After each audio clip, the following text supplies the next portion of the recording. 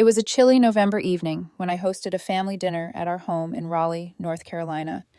I'm Emma Thompson, 38, and I just landed a big promotion at my finance firm. The table was set, the aroma of roasted turkey filled the air, and I was ready to share my news, hoping for a moment of family pride. My brother stood up, glass in hand, and declared, "Mom and Dad said, you never contribute anything to this family." The room erupted in applause. My parents, my aunt, even cousins clapped like it was a performance. I froze my smile tight, feeling the sting of their words. Then something snapped. I stood, looked him dead in the eye, and said, "Perfect. Then the $6,000 I've been paying for their mortgage every month stops today." My dad choked on his wine, coughing hard. My mom's face turned pale, her fork clattering to the plate. The room went silent, all eyes on me. I didn't explain. I didn't need to.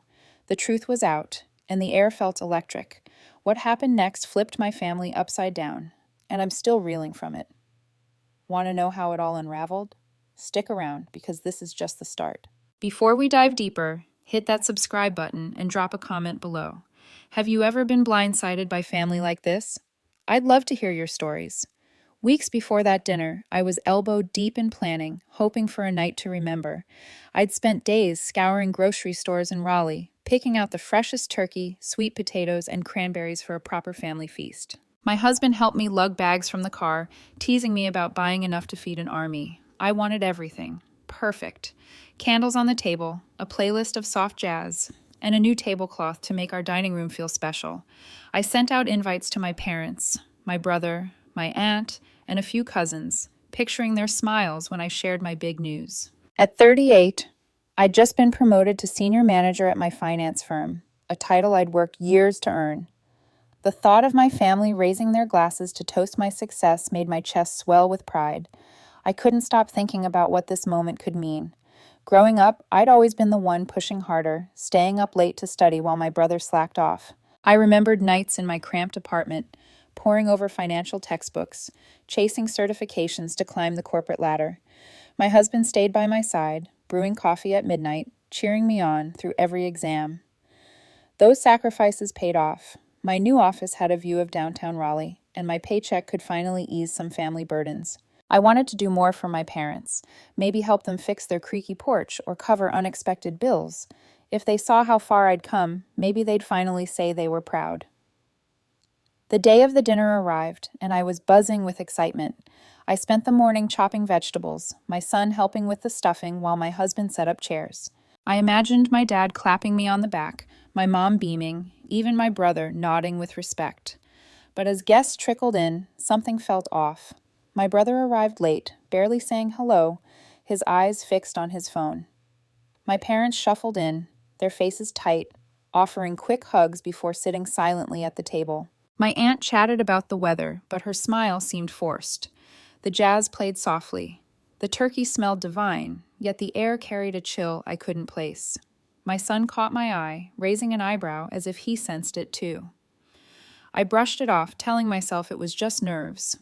I wanted this night to bring us closer, to show them who I'd become. I had no idea how wrong I was about what was coming. I spent hours perfecting the menu, choosing dishes I knew my family loved. Green bean casserole for my mom, pecan pie for my dad. I even bought a bottle of wine my brother once mentioned liking, hoping it might spark a real conversation. My husband and I had saved for weeks to afford the spread, cutting corners on our own groceries to make this night special. I kept picturing their reactions when I announced my promotion, the way their eyes might light up. I'd worked so hard, not just for me, but for them, too. I wanted to be the daughter who made things easier, who gave them something to brag about at church or the community center. Looking back, I should have noticed the signs earlier. My brother's calls had grown shorter over the years, always rushed, never asking about my life. My parents rarely mentioned my job, brushing off my updates with vague comments about their own struggles. I thought this dinner could change that, bridge the gap I felt growing between us. I remembered a moment from years ago when I got my first big bonus and offered to help with their bills.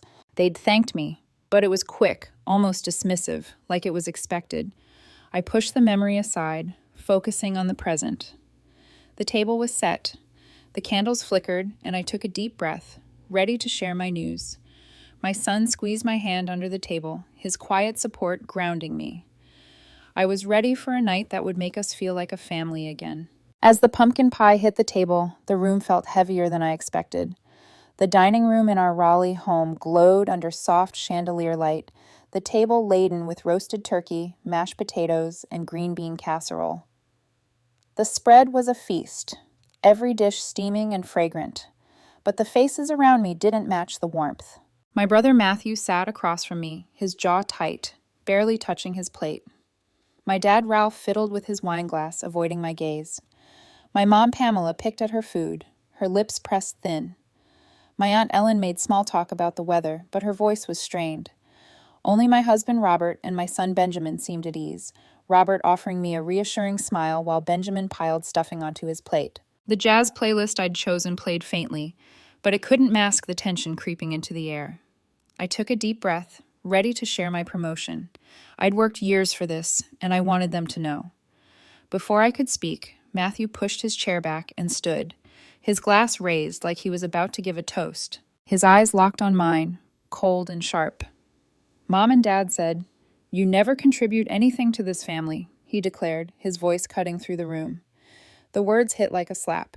My cousins clapped. My aunt joined in. Even my parents nodded along, their faces smug. The applause echoed, each clap a jab at my heart. I felt my pulse race, my hands trembling under the table. Benjamin looked at me, his fork frozen midair, his eyes wide with confusion. Robert reached for my hand, his grip steady, but I barely felt it. The room seemed to spin, their betrayal sinking in. I stood, my chair scraping the floor, and forced a smile. "Perfect," I said, my voice calm but sharp. "Then the $6,000 I've been paying for their mortgage every month stops today." Ralph choked on his wine, coughing violently, his face red. Pamela's fork clattered to her plate, her face draining to a ghostly pale. The applause stopped, replaced by stunned silence. My cousins exchanged glances, their hands frozen. Ellen's mouth opened, but no words came out. Matthew's smug grin faltered, his eyes narrowing. I didn't flinch. I'd held this secret too long, and their accusation had snapped something inside me. "For 5 years," I continued, my voice steady, "I've paid $6,000 every month for Ralph and Pamela's mortgage. That's $72,000 a year, over $360,000 total. I've also covered their health insurance premiums, $400 a month, because they couldn't afford it after Dad retired.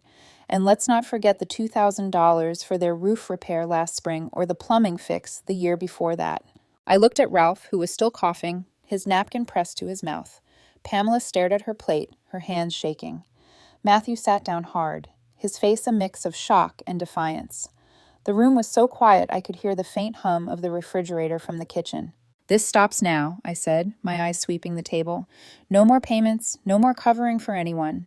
You think I don't contribute? Fine, you're on your own." Robert nodded, his hand still on mine, his expression fierce with support.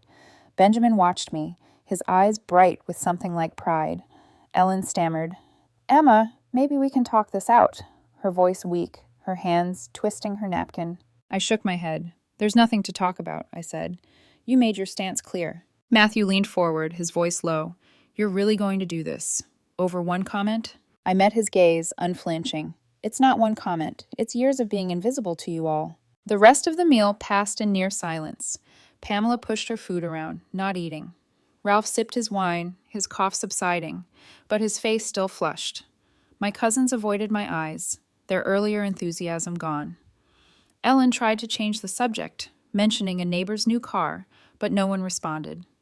Robert kept his hand on mine, a quiet anchor. Benjamin ate slowly, glancing at me every few bites as if checking I was okay. I felt a strange calm, like a weight had lifted. I'd spent years carrying their burdens, thinking it would earn their respect. But that night, I saw the truth. They didn't see me. Not really.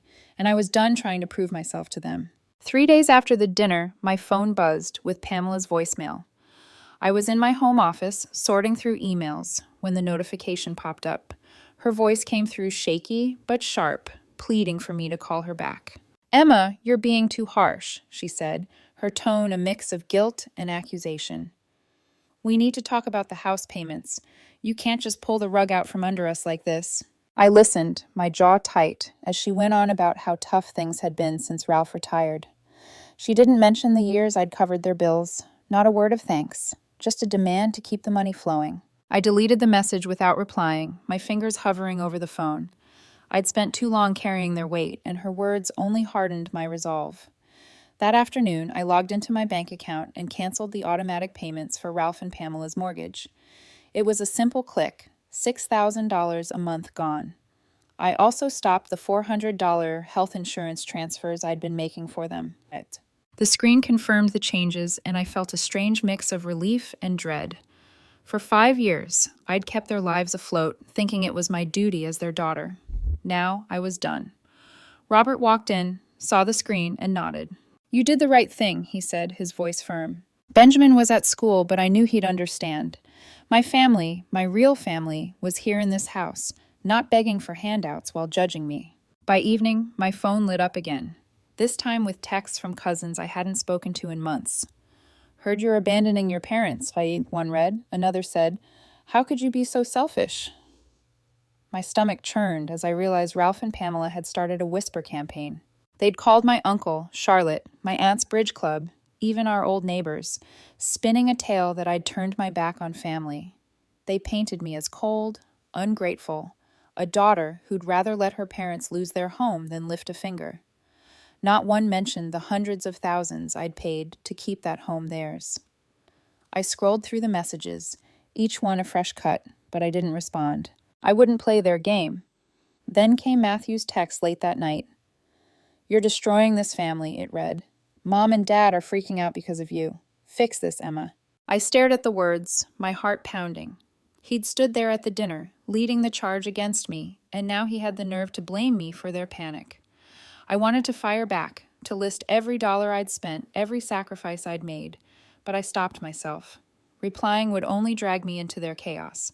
Instead, I turned off my phone and went to bed, Robert's arm around me, his steady breathing a reminder that I wasn't alone. The next morning, I focused on what mattered.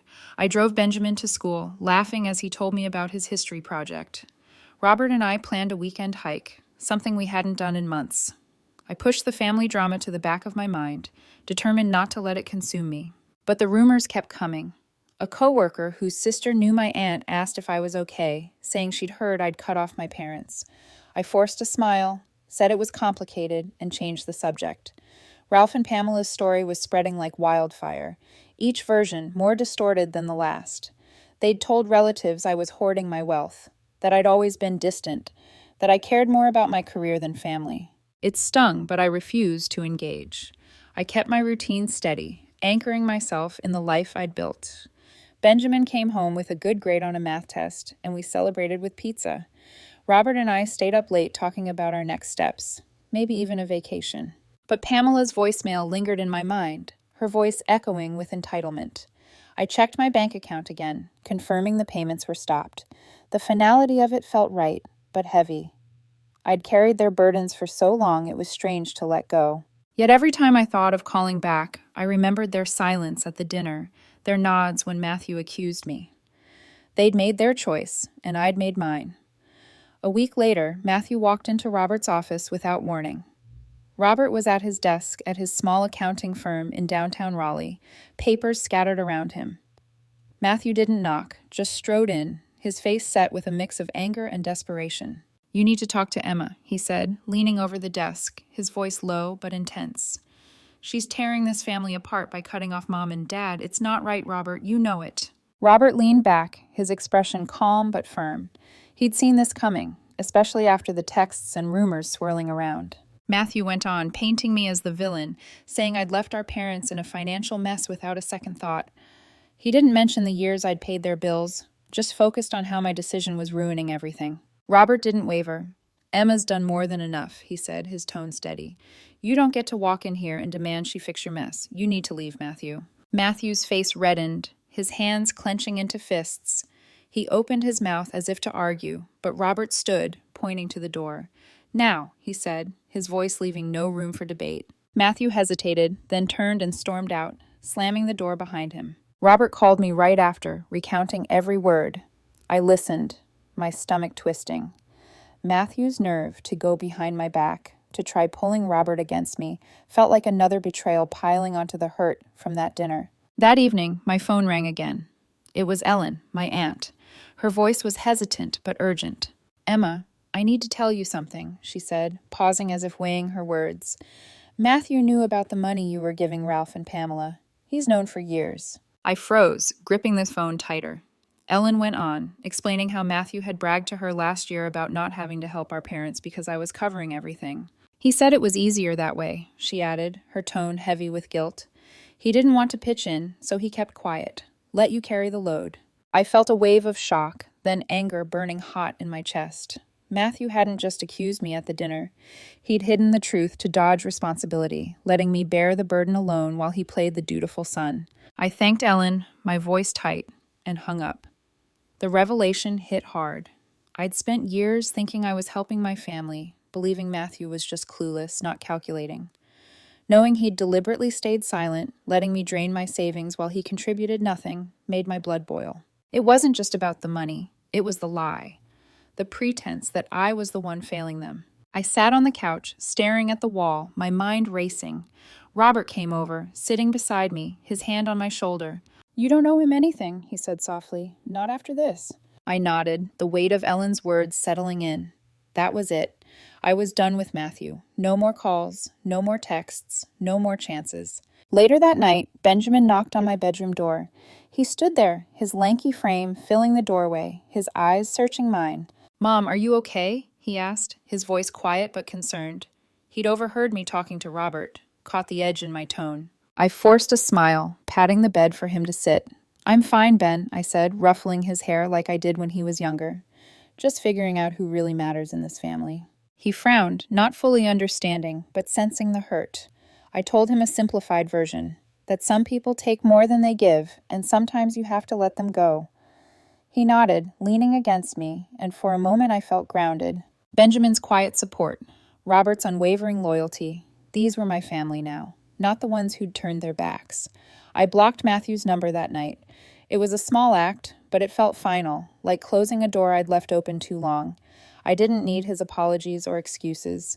Ellen's call had shown me who he really was, and I wasn't going to let him drag me back into their drama. I lay awake, thinking about the years I'd spent trying to keep everyone happy, only to be blindsided by their resentment.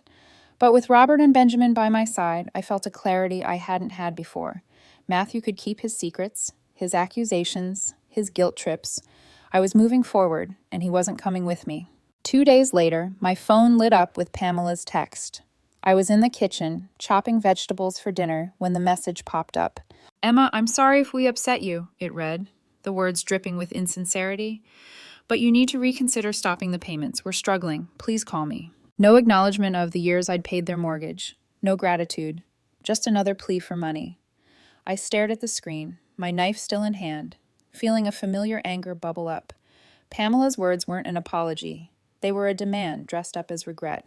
I set the phone down, not replying, and went back to cooking. I'd already made my decision, and her text only confirmed I was right. The next day, Ellen called me while I was at work. Her voice was low and uneasy. "Emma, there's something else you should know," she said, hesitating. "Ralph and Pamela have been talking about you online. They posted on X saying you're letting Robert control your finances, that he's the reason you cut them off." My heart sank as Ellen described the posts, vague but pointed, painting me as a puppet in my own marriage, abandoning my parents for my husband's greed. They'd even hinted I was hoarding wealth, leaving them destitute. The betrayal stung deeper than the dinner accusations. Not only had they dismissed my sacrifices, but now they were dragging Robert's name through the mud on a public platform for all our relatives to see. I called Ellen back that evening, my voice steady but cold. 5 years, Ellen, I said, pacing my living room. 5 years I paid their mortgage, their insurance, their repairs, hundreds of thousands of dollars. And not once did they say thank you. Not once. Ellen tried to interrupt, her tone soft, saying she understood, but I wasn't done. And now they're on X lying about Robert? About me? They don't get to rewrite the story to make themselves victims. Ellen sighed, admitting she'd tried to talk them out of it, but they wouldn't listen. I thanked her for telling me, but my mind was racing. This wasn't just gossip anymore. It was a deliberate attack, and I was done letting it slide. That night, I made a decision. I blocked Pamela and Ralph's numbers, just as I'd done with Matthew's. No more texts, no more calls, no more chances for them to guilt me. I'd spent too long hoping for their approval, believing family meant carrying their burdens without question. But their lies on social media, their refusal to acknowledge my efforts, showed me who they really were. Cutting contact wasn't easy. There was a pang of guilt, a flicker of doubt, but it felt necessary, like shedding a weight I'd carried too long. Robert sat with me as I did it, his hand on my back, his quiet support steady as ever. Benjamin was upstairs, unaware, but I knew he'd understand when I explained later. The next morning, I called my lawyer, a woman I'd worked with on a few contracts at my firm. I explained the situation, not just the stopped payments, but the rumors, the social media posts, the years of unappreciated support. I need to protect my family, I told her, my voice firm. I don't want them coming after us for money or dragging our names any further. She was calm, professional, outlining steps to secure our finances. We set up a trust for Benjamin's college fund, ensuring it was untouchable. She also drafted a letter to Ralph and Pamela, formal but clear, stating I'd no longer engage with their demands. It wasn't a threat, just a boundary, one I should have set years ago. I felt a strange peace after that. The lawyer's call, the blocked numbers, the clarity of my choice, it all settled something in me. Pamela's text had been the final straw, a reminder that some people will take everything and still demand more. Ellen's warning about their online posts only made it clearer.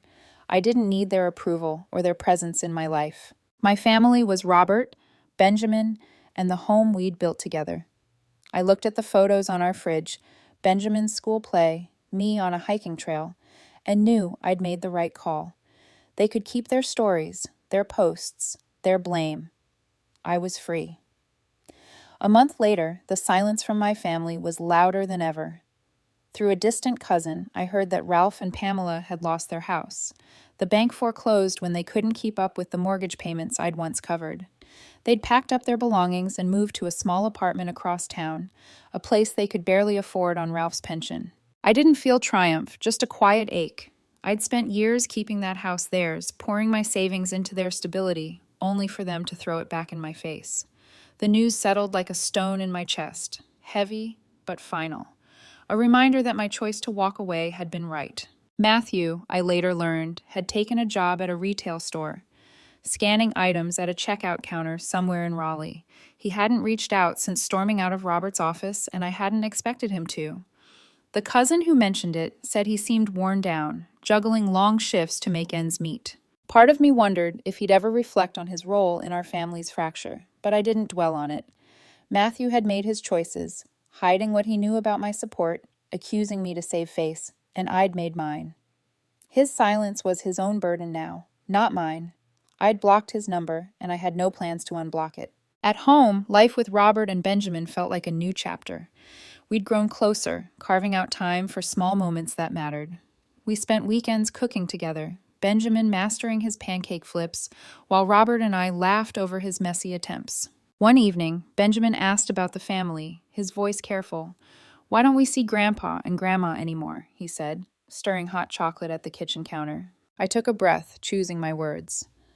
"Sometimes people take more than they give," I told him. "Setting boundaries means protecting ourselves even from family." He nodded, his face thoughtful, and I saw something click in him.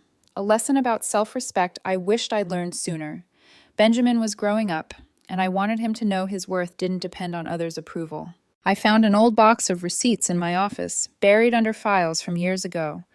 They were records of the mortgage payments I'd made for Ralph and Pamela, $6,000 a month, every month, for 5 years. I flipped through them, the faded ink a stark reminder of the weight I'd carried. Each receipt was a piece of evidence, not just of the money, but of the manipulation I'd endured. Their silence, their accusations, their refusal to acknowledge what I'd done. I didn't keep them out of bitterness. They were a lesson, a way to remind myself never to let guilt pull me back into their chaos. I tucked the box away in a drawer, not to dwell on, but to glance at when doubt crept in. Looking back, I saw the truth I'd missed for so long. Family isn't just blood. It's the people who see you, who value you, who don't demand your sacrifice without gratitude.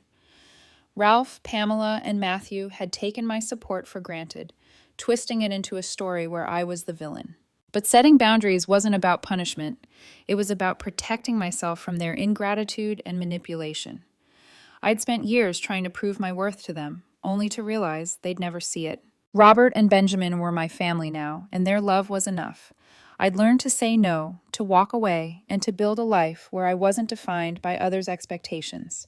That was my strength, and I'd carry it forward no matter what came next. Some nights, I'd sit on the porch with Robert, the air cool and quiet around us, and we'd talk about the future.